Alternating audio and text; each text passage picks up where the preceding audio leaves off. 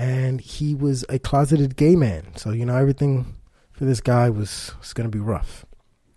He befriended a lot of his fellow mid-century American masters like Maya Angelou and Merce Cunningham and Catherine Durham while he was living in New York.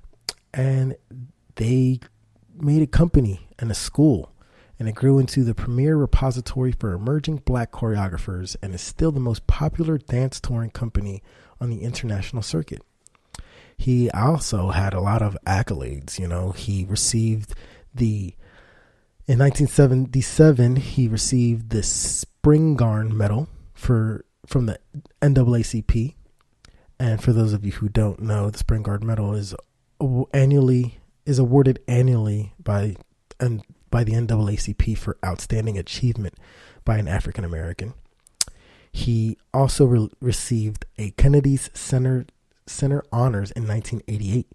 And that's an annual honor given to those for the performing arts. He was a performing artist. And in 2014, President Barack Obama actually selected him to be the recipient of the Presidential Medal of Freedom.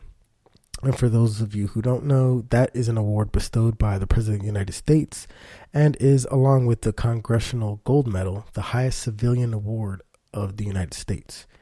Unfortunately, he wasn't alive to receive that award, but he died in 1989.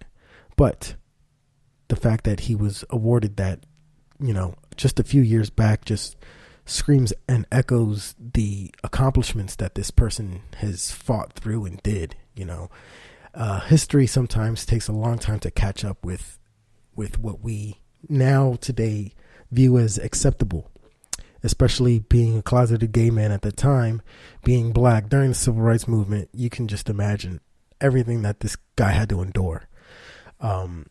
Even in today's society, although we see and accept it a lot more in minority culture and families, it's not always, we still make fun of it today, with the whole saying gay stuff and pause and all that, we're breaking the stigma a little more every day. And I just wanted to pick this guy because if there's anybody who had a rough time coming up and being able to get all of those awards and accolades, it's something worth noting. So if you want to look him up, once again, his name is Alvin Ailey, and you can look him up on Wikipedia, just Google him, YouTube him, whatever you want to do.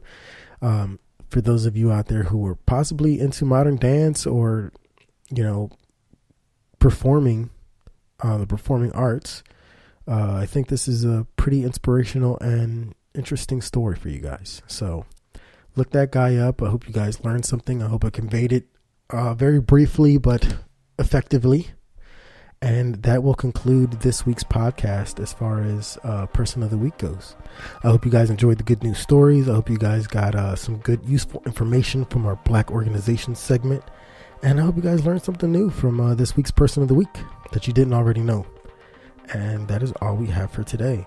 If you guys want to reach me and want to give me some advice on what you guys want to hear me talk about or have anything further, please feel free to email me directly at limelight_highlight@gmail.com, as well as on Facebook and Instagram at Limelight Highlight. Other than that, I will leave you with this quote. And it goes, quote, "I prayed for 20 years but received no answer until I prayed with my legs," unquote. That is by Frederick Douglass. Really short but powerful quote. And yeah, that will be the end of this podcast. As always, if you enjoyed this podcast, leave a comment, review, and rating. Be sure to share.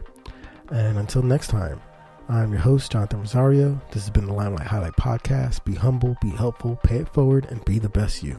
Until next time, peace.